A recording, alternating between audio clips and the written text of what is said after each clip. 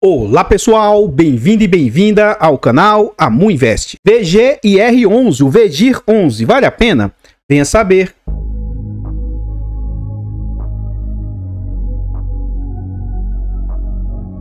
Então pessoal, este é um fundo imobiliário de recebíveis, ele é um fundo imobiliário de papel.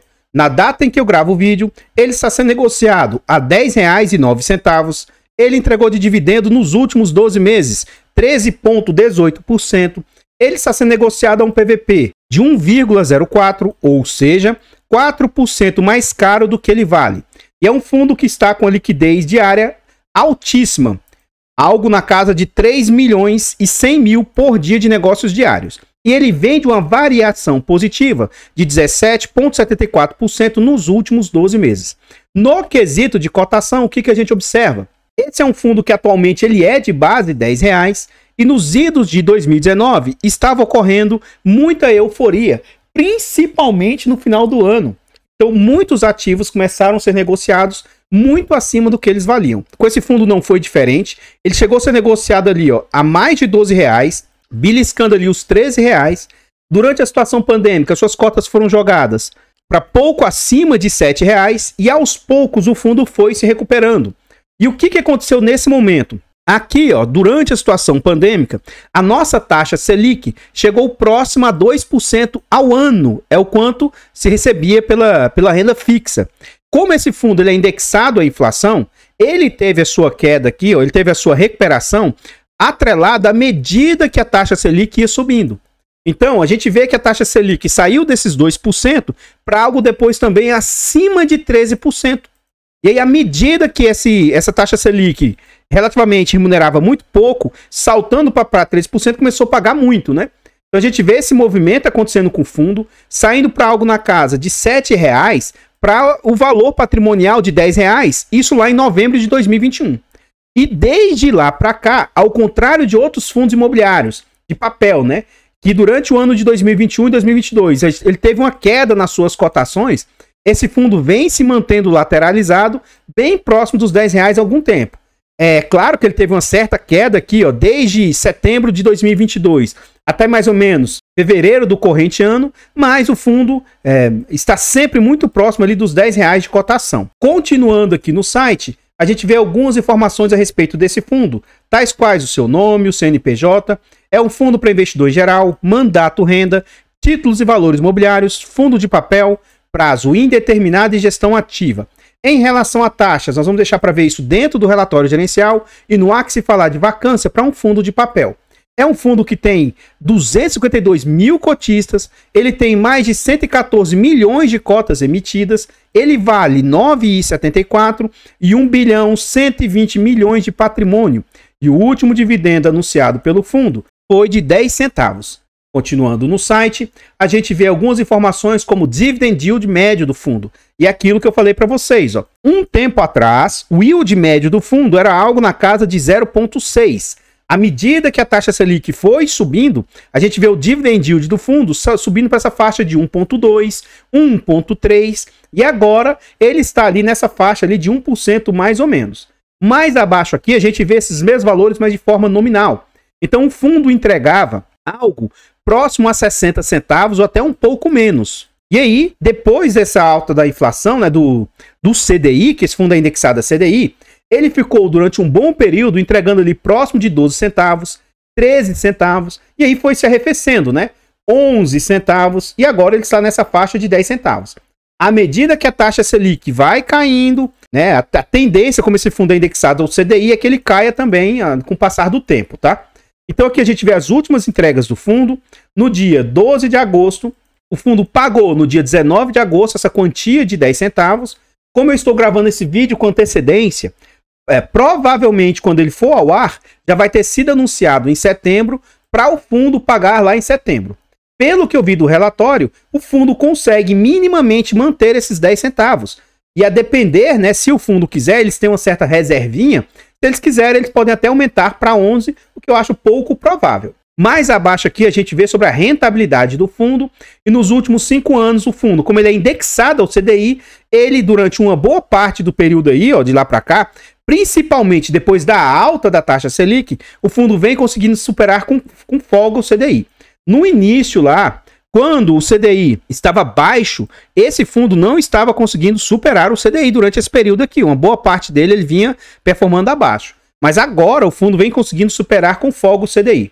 Então, nos últimos 5 anos, esse fundo vem com performance de 66%, acima do CDI de 47%, a inflação de 33%, o IFIX de 27% e o IDIV, que é o índice de divisas das ações, 62%. Ou seja, superando até o IDIV, que é um índice difícil de ser superado.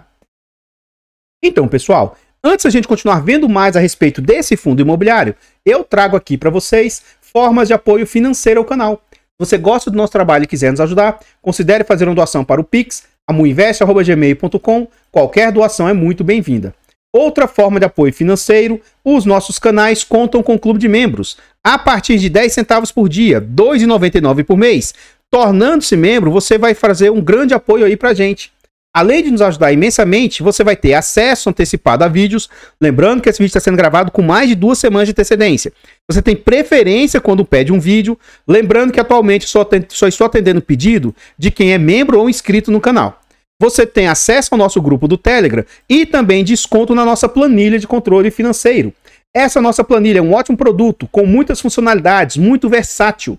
E além do mais, adquirir na planilha, ela vai te ajudar a organizar seus ativos, vai te ajudar na sua declaração de imposto de renda e até no poder decisório de qual ativo comprar.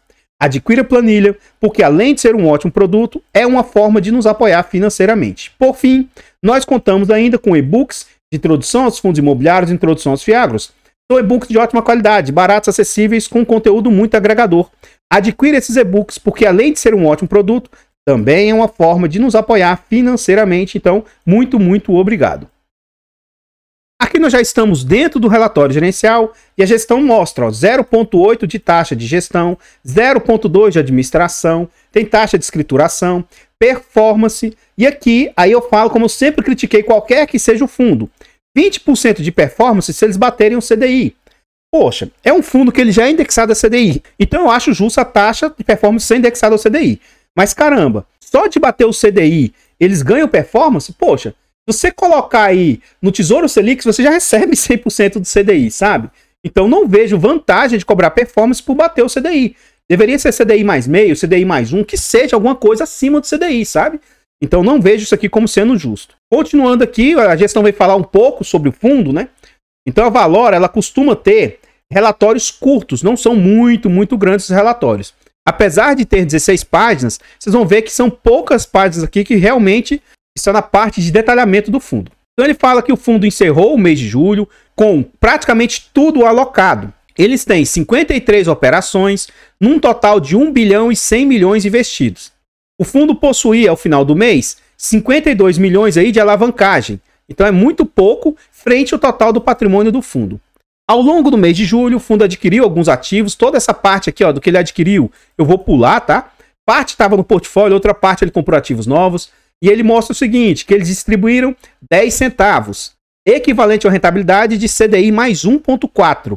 E nos últimos 12 meses, o que o fundo distribuiu, R$ 1,33, equivale a CDI mais 2,9. Mas lembrando que atualmente ele começou a arrefecer as suas entregas, né? Então ele acho que ele não consegue manter todo esse CDI mais 3 aqui, ó. Menos mal que uma rentabilidade líquida, né? Já descontado todas as despesas do fundo. Qualidade do crédito da carteira. Então aqui é o seguinte, esse fundo sofreu por um problema de inadimplência, ó. Conforme já apresentado no relatório anterior, no início de julho, o CRI Guaicurus, que representava 1% do PL, e tem como devedoras 2 SPS e garantidora a incorporadora Arquiplan, ele não pagou a parcela de juros, ficando inadimplente. Em paralelo, a garantidora entrou com pedido de recuperação judicial, que até o momento ainda não tinha sido deferido. Esse CRI contava com alienação fiduciária já registrada de 2 terrenos, na cidade de São Paulo, com valor de avaliação de 137% da dívida. Ou seja, isso aqui, o LTV, então, ó, seria algo, sei lá, na casa de 40 e poucos por cento, acredito eu. Por quê? O valor de garantia é superior ao valor da dívida, tá? Além da alienação fiduciária das cotas da SPE. Importante esclarecer que, graças a todas as garantias já registradas e a rápida ação da gestora, Para a solução do devido caso, ainda ao final do mês de julho, o fundo recebeu indiretamente a propriedade dos terrenos, solucionando a questão de eventual processo de execução de garantias. Com isso, o fundo passa a deter, em vez do CRI, participação em 2 terrenos da cidade de São Paulo com valor estimado de 137% do valor da dívida. A gestora já iniciou os processos de venda, buscando a proteção do patrimônio do cotista, né? A gestão entende que esse movimento não trará impacto na distribuição de dividendos do fundo. Com base nos trabalhos de monitoramento e acompanhamentos intensos, na opinião da gestão, os demais ativos da carteira continuam saudáveis. Aí eles falam que o fundo encerrou, né, com 252 mil cotistas e um volume médio de mais de 3 milhões em média de negociações por dia.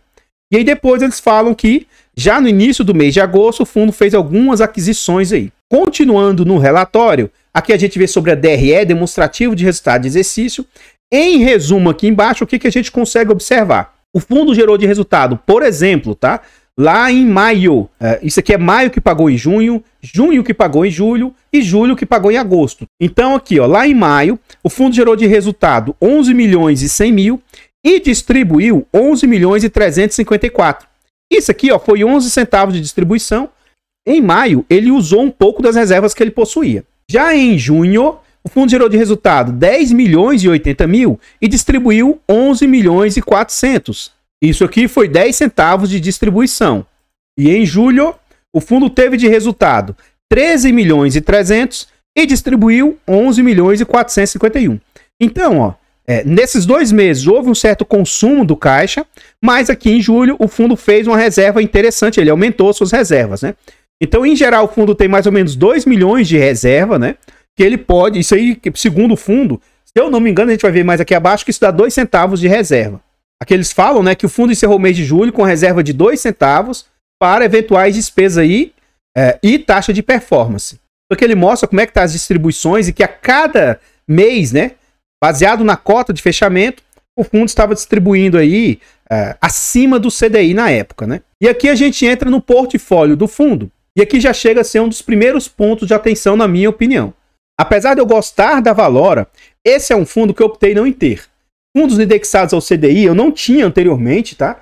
Apesar de eu ter comprado vários fiagros que são indexados a CDI, mas eles não têm a tese fixa de investir só em CDI. Tanto que muitos fiagros hoje já estão vindo também indexados a IPCA e etc. Como esse fundo, a tese dele é investir em CDI, eu na época optei por não ter ativos a CDI. E um ponto de atenção que me chama nesse portfólio é a exposição que ele tem a devedores. Ó. Então, por exemplo, esse Elbor, esses 3 primeiros aqui é Elbor, e eu nem entrei no relatório para saber se tem mais Elbor aqui no portfólio. Mas esses 3 aqui, ó, 6.8, 6.5, 6.3, arredondando, isso aqui dá algo próximo de 20%. Então, poxa, um único devedor representar 20% do portfólio é um ponto de atenção.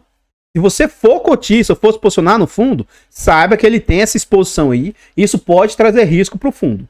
Menos mal que o duration dessa dívida é relativamente curto. Então, o que é o duration? Teoricamente, é como se fosse o tempo que ele gasta para receber o que ele investiu. Passado isso, o resto é tudo, entre aspas, lucro para o fundo. Então, se ele receber nos 2 primeiros anos, ele recebe o principal, e ele dali para frente, o restante aí ele recebe a mais.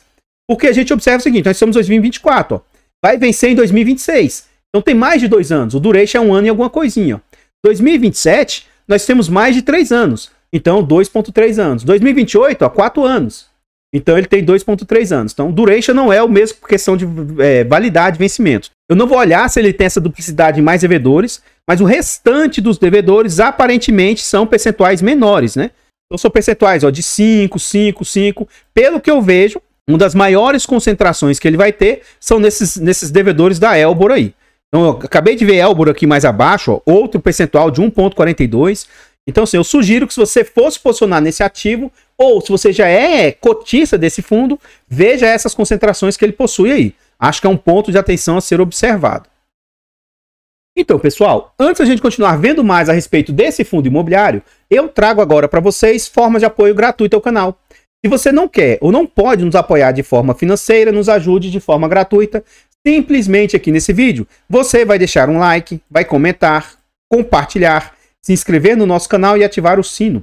Tudo isso é de graça, mas pra gente faz muita diferença. Nós estamos tentando chegar aí a 20 mil inscritos se inscreva no canal e nos ajude a chegar a essa meta aí. Comenta aí para nós o que você acha a respeito desse fundo imobiliário. Você tem? Você teria? Você conhece? Você já teve? Comenta que seu comentário é muito importante. Como eu já antecipei, eu gosto bastante da Valora, mas esse é um fundo que eu nunca tinha estudado e eu fiz poucos vídeos a respeito desse fundo. Mas hoje, mesmo se fosse para eu me posicionar, é um ativo que teoricamente eu não me posicionaria, mesmo gostando e confiando na gestão. O fato de ter essas concentrações, poxa, com tanto de fundos que a gente tem hoje no mercado, não seria uma situação que eu investiria. Eu prefiro investir em fundos híbridos quando se fala de papel, que investe tanto em CDI, IPCA e tal, sabe? Prefiro investir em fundos de diversas classes, mas existem outros fundos que são indexados apenas a CDI que eu vejo como alternativa a esse fundo. Então, de novo, não vejo como sendo algo tão bacana assim ter essas exposições a essas concentrações. O fato de eu estar falando a respeito desse fundo, tá? Eu não tenho interesse de ter, gosto da gestora de novo, tá? Mas essas concentrações não me deixam confortável. Então eu não tenho interesse de ter, mas isso não significa que o fundo seja bom ou ruim, não significa que isso seja indicação de compra, venda ou manutenção do ativo. Nós temos um canal secundário, o canal Amu Notícias, e o nosso objetivo é chegar a 1000 inscritos para monetizar o canal. Atualmente nós estamos com 74 inscritos e nós queremos tentar chegar a 100. Se inscreva no canal e nos ajude a chegar a essa meta. Todos os nossos canais estão presentes em outras plataformas. Vá nessas plataformas. Siga, se inscreva, comente, compartilhe, que ajuda demais. Eu abro caixas de pergunta frequentemente no Instagram. Deixe a sua dúvida lá que eu vou procurar atender com a máxima rapidez. Aqui nós voltamos ao relatório gerencial, né? E a gente vê que o fundo majoritariamente está indexado a CRIs, 99,8, ou seja, quase tudo realmente está alocado, né? Ele tem um caixa bem pequeno. E que 98,7% do fundo aí, dos seus devedores, são de CDI. E ele tem um percentual ali quase irrisório em IPCA, né? É estranho eles estarem investindo em IPCA, mas eles têm 1,3% em IPCA. Continuando aqui nesse relatório, a gente vê que ele tem diversos segmentos, mas que é um fundo concentrado no setor residencial, 73%. Mas ele tem escritórios, pulverizado, build to suit, shopping, hospital, né? E que a maior parte do seu portfólio é da época que ainda havia distinção nas captações. Isso aqui é uma regra antiga da CVM que tinha captações 400, 476, tá? E hoje não existe mais isso com as novas resoluções. Continuando aqui no relatório, a gente continua vendo sobre o rate internacional ou sem rate, essa parte aqui eu costumo ignorar. Sobre o LTV médio da carteira, né? Então, isso aqui também é importante. E aqui ele mostra essas questões com ou sem garantia e tal. E aqui ele traz como se fosse quanto o fundo entregou de resultado durante todas as emissões. Esse fundo era de base 100, depois ele migrou para a base 10, né? Ele mostra como que o fundo foi se desenvolvendo nesse período. O histórico de rentabilidade no fechamento da cota. Então a cota ali, ó, fechou em agosto de 2023 a 9,81. Depois fechou a 9,70. À medida que ele ia fechando, o que ele entregou de dividendos e a rentabilidade que isso representava na época, né? E aqui mais abaixo a gente entra nos ativos propriamente ditos. Então aqui, ó, Alpha Realty, Almeida Júnior, né? Então ele deve estar financiando alguns dos shoppings, né? Que a gente já existe um fundo do Almeida Júnior. CRI Alpha Lake. Vamos ver se a gente acha algum CRI lá da Elbor, né? Que é uma das maiores concentrações do fundo. Então acho que está em ordem alfabética, ó, G, HBR, Elbor. Então vamos lá, ó. Eu sugiro que essa parte final, que são onde estão os devedores, ó, ainda tem mais 6 páginas praticamente só falando sobre isso. Eu sugiro que se você gosta de algum ativo, se tem interesse em investir em algum ativo, que você estude essa parte. Ó.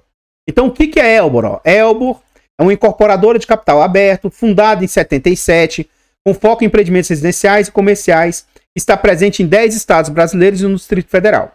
O que foi dado como garantia dessa dívida? Garantir alienação fiduciária de cotas da SPE detidas pela Elbor. Isso aqui foi feito a CDI mais 3 e vence em novembro de 2026. Então eu sugiro que você estude os devedores do fundo, né? Vamos ver quantas tranches ele tem. Ó. Ele tem essa 22E, 40E, 255S, 257S, 440S. Então, além daquelas que eu mostrei lá, tem mais outros devedores aqui, ó. 71. Então, ele tem bastante devedores aqui desse Elbor. Então lá a gente viu só 3, né? Depois lá mais embaixo tinha mais 4. E pelo que a gente está vendo aqui, ele tem 6, né? Então ele está bastante exposto a esse Elbor aí. eu sugiro de novo que você estude, veja essas dívidas, veja se você está tranquilo com isso, se você acha que isso é algo, né? Enfim, estude, porque afinal de contas é você que vai estar colocando o seu patrimônio, né, o seu capital a risco.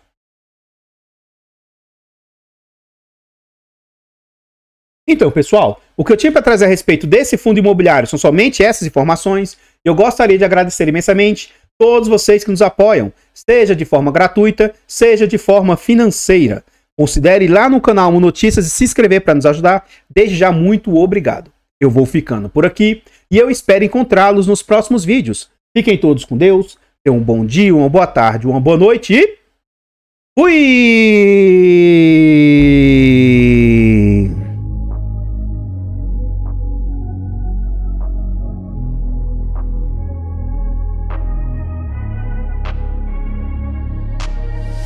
I'm changing who I am, I'm making